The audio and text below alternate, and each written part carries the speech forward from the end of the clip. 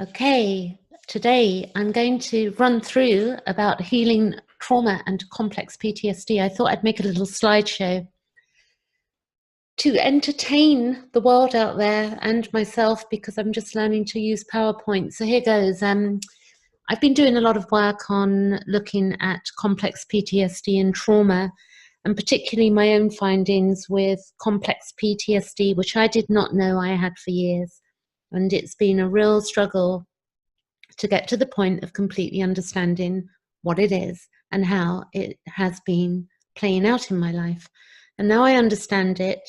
And, there's been some sadness that so many years were not wasted, so to speak, because through grace somehow comes wisdom. And in that wisdom, we can begin to help other people with the knowledge that we get. And the beautiful thing is through trauma, many people have had trauma, so it means that there's an ability to help others out there and be of service in this world.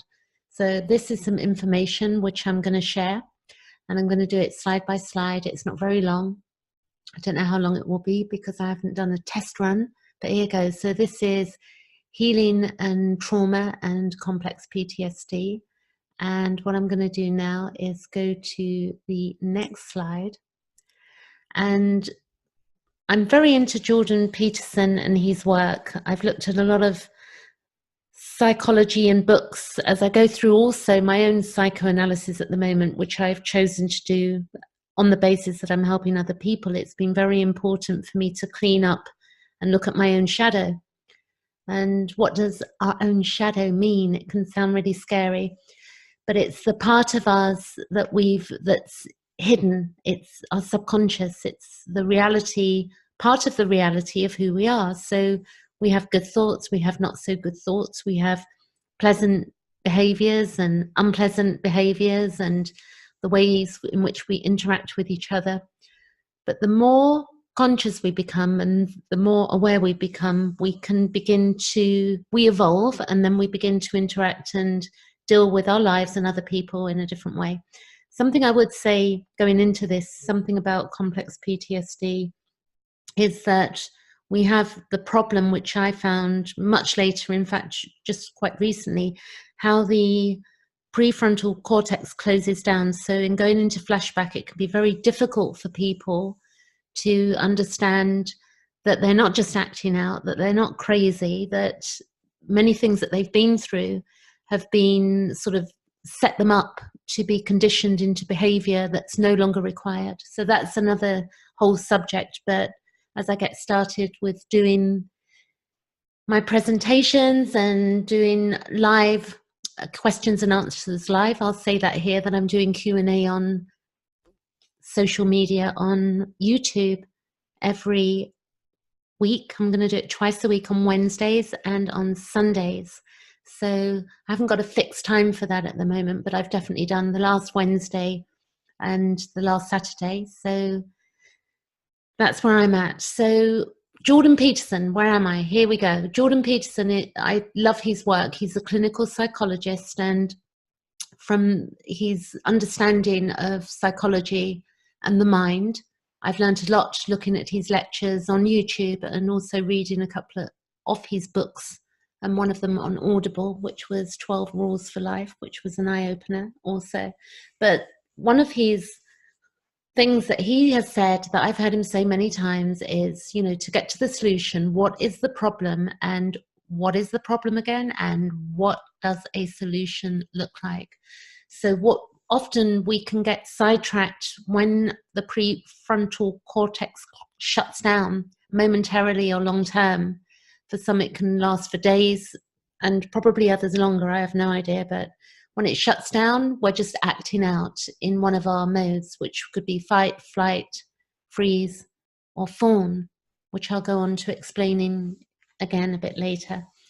So if we can ask what our current problem is and what a solution looks like, we can often solve our own problems. But sometimes we might need to speak to somebody and verbally ventilate to get to the answer to that problem. And some problems are going to take a lot of going over in our minds and looking at them And clearly it depends on the nature of a problem and the context of a problem, because life is not all cut and dried, and it's complex and it's different for each of us. Next slide. Okay, so once we identify our problems, your problem, then we basically give our power and energy to the solutions. And that can be difficult from complex PTSD trauma, but with help, we can begin to solve our problems. I've seen it happen with myself and with other people. And there is a book that I will suggest. I'll put on the link. I'm going to upload this to YouTube, so I will put the link of a book called Complex PTSD from Surviving to Thriving, which is Pete Walker. And a lot of my knowledge on complex PTSD came from that book, and then living it out as well, and having to live with it and go through it and come to my own resolution of what that means for me. Okay. So what do? I facilitate in resolving life's unresolved problems and collaborate with people to the resolution of their problems. And I also assist in looking closely at any anxiety and fears and memories that are complex PTSD related, which cause people to feel trapped in unwanted situations and cycles of emotional pain. And again, this is very much a repeat here, but any memory that is more than a year to 18 months old that is painful or elicits pain emotionally, it needs to be resolved in order to live life fully and peacefully. And that is another thing that Jordan Peterson says: any memory that is more than a year to 18 months old that is painful or elicits pain emotionally needs to be resolved in order to live life fully and peacefully. And you may be able to see yourself that how it's very unfortunate how traumatic memories can keep looping and driving us nuts, because we want to be free of it, but we've got all of these unresolved issues and feelings. It can be to do with society and what patriarchal society believes we should do about a problem. And it's a very deep subject, but that's really worth thinking about, that are we running off and living in a situation from memories that are way back there? And those are the ones that we really need to hone in on and resolve. So painful emotions and unresolved issues are often complex PTSD related, and this means when triggered, the body is reacting to those painful unresolved memories and fears. So more than the mind, I'll give you an example. If you saw a big tarantula or a big snake in the middle of your floor right now, your body would go into reaction. You would see it and your body would go into a complete reaction, which would be fight, flight, freeze, or fawn. It would be unlikely that you would go into fawn in that position, which would be, you know, being nice and being compliant. You would probably run, which is fight, or you would fight, you would maybe want to kill it, or you'd want to fight, flight, freeze, fawn. I think you might get the idea, but there'll be more on that in my upcoming videos. So what we have to understand is that often what happens when people have not had trauma, they will tell people that have had maybe child abuse, sexual abuse, violence as a child, they'll tell them just to get over it and let it go. What a lot of people do not understand or realize is that what's actually going on, it is the body that's reacting to the stimuli of whatever's going on, or a memory or a trigger, the sound of somebody's voice. So it's not so simple that we just let things go. We need to dig into the shadow, the issues, the problems that we think we have or know we have, and deal with it that way. And I like this globe, this picture I've put here. I'm actually into astrology, evolutionary astrology, but if we look here at this globe, it's got dots, like it's all like a constellation. And that's very much like our problems, like we're trying to get to understand how they all fit together and what they mean to us, and then how we resolve our understanding so that we see things in a different light. Okay, next slide. So we have the fight, flight, freeze, fawn is a natural response to life situations, and the purpose is to keep us alive. So I'll go back to that snake in the middle of the floor, for instance. It's like, you know, if it's a poisonous snake, you're going to want to live, so you're going to probably run. And that's very much what's happening. We want to save our, you know, we want to feel safe and save our life. So the fight, flight, freeze response is also a conditional response to traumatic memories, events, and triggers, to wanting to feel safe. And often we can, when we don't know that it's complex PTSD, and many people can go around years not knowing that they have complex PTSD, which is not a disorder. It's basically a reaction to treatment time and time again. And it's a natural reaction, a repelling of something, like the sound of somebody's voice, you know, maybe a color, the way somebody looks at you. It may not have anything to do with the now moment, but it's coming up from the past. And so we want to feel safe, so we go into fight, flight, freeze response in order to feel safe. And when people get triggered or go into flashbacks, the immune system is compromised, causing people to feel unwell and below par. And this can cause autoimmune issues. The ability to think straight is also compromised, as the prefrontal cortex often shuts down during the fight, flight, freeze, fawn response. And the prefrontal cortex is the part of the brain that allows us to run our lives and think straight.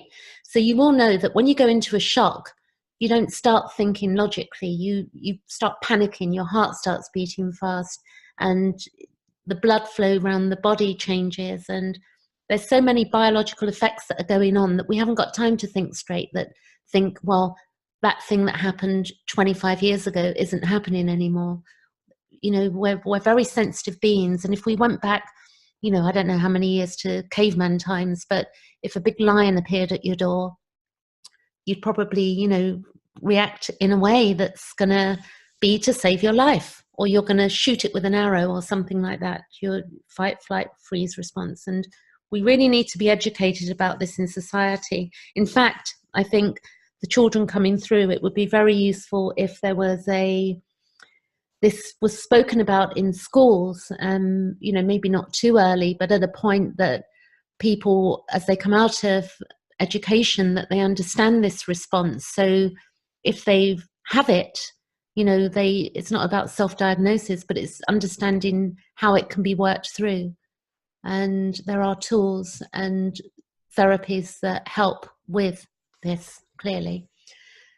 Okay, so next is we can learn how to deal with painful memories and past events and current anxieties and fears and any loss, betrayal and abandonment issues. And I help to show people how to access their parasympathetic nervous system to manage the fight, flight, freeze, fawn response to triggers and memories that are painful. And as people learn that they do can have some control over flashbacks and triggers and anxiety, then their daily lives begin to naturally transform. And there are no quick fixes, but there are tools. And I will say this myself, a few years ago I had a breakdown, and I didn't realize that it was, you know, years of complex PTSD and disassociation. You know, I was using alcohol recreationally and socially and on my own sometimes, often, to disassociate and not want to be in touch with my feelings, and not understanding that I was disassociating. So I personally don't use alcohol anymore, but we can see how people will disassociate in a multitude of ways in order not to feel the pain that they have in their hearts and souls and being. Okay, and we'll go to the next slide. So I did a modality, faster EFT training, and the reason I did it was because I wanted to heal my own wounds, and I was still struggling with myself. So then I went on to use or study complex PTSD. Pete Walker. I did a lot of research on social media, and I did research on YouTube, hundreds and hundreds of hours of videos on narcissism and, you know, complex PTSD, and Jordan Peterson on his clinical psychology, and Carl Jung, and the list goes on, just a multitude, and also evolutionary astrology, which also looks at the soul and trauma. But I did find, and this is my absolute truth of myself, that at the worst of my stopping drinking alcohol, that the anxiety and panic attacks were huge, and the nightmares I was having at night were really, scary, traumatic, and I was on my own dealing with this ultimately. I did sort of tell some people what was going on, but it was very rare. I was keeping myself to myself. But overall, the tapping eventually did get me to a point where I was having fears and anxiety. It took a long time, but I began to stop having anxiety and panic attacks. And that still is the case now, that if I go into what I would consider my own fight-flight mode, because I know what it is, I tap immediately on my collarbone. And there are other studies on this where I've gone further, but I will again save this for later videos, but I will explain how tapping works at certain points throughout the body. But when you're on your own, all you would need to do would be to take a couple of fingers and tap on your collarbone area, which would be below the throat area, and it doesn't matter where, but you literally just tap. And I'll read out this slide, which says, tapping is a powerful tool which helps to deal with emotional torment and anxiety, thus allowing for emotional responses to be redirected and recontextualized over time. When people tap, they are automatically pulled into the parasympathetic mode, which is the natural rest and digest mode of the body. And this stops the body going into the fall, fight, flight, and freeze, fawn mode. Using tapping as a tool allows the organs to relax and allows the breath to regulate. When we are relaxed, unpleasant memories can be objectified. When relaxed, the mind gets a chance to do something different with a memory or event, and new solutions then come into our awareness. So using tapping, the looping of unpleasant memories often experienced for years and years begins to calm down, which then allows us to think clearly and get a healthy structure going in our lives. Over time, painful memories and events are seen differently, which is a major part of the healing process. When a memory is seen differently, we feel differently about it. And I'll add here that with complex PTSD, our lives can be so unmanageable. And I saw it happen to myself. Like, I was running a business doing well. And the minute I stopped drinking and my support, the crutch was taken away, I went into anxiety, self-doubt, toxic shame. All of my emotions came up and literally led to breakdown, which thankfully I've pulled through. And it's been the best part of my life now, because I understand things I never understood before. And my self-worth, my self-value, my self-love, compassion for myself, and the ability to validate myself and speak my truth, whatever that may be, because the truth is forever changing as we get more awareness and we grow. So there's a lot here to talk about on this subject. So hopefully, you can join my Q&As as they come up. I'll be putting them on live, and you just hit the reminder button as they come up. And I'll be speaking with other people, women and men, and anybody who's been through similar situations, and lots of different subjects to be addressed that need to be voiced. Okay, next slide. So there you go. The power is in our hands. And I'm going to leave it there. And know that truth, that, there are many terms in spirituality where we would say, what we seek is not outside ourselves. And of course, knowledge, it comes through varying differing sources and through so many different things. But ultimately, the power is in our hands, and we can do a power reclaim. And I'm here to help people do that, to help to resolve and to recontextualize. And my final slide is, here I am. So any questions can be directed directly to me, either below the video, or you can email me at peneloperyder@outlook.com and just put what it's in reference to in the subject box. Otherwise, it may go into junk box. As long as you put in a subject, then I will look at it if you have any questions. I really thank you for listening to this today.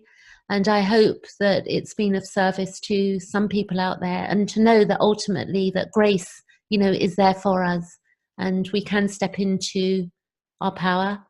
And I'm here for questions and answers.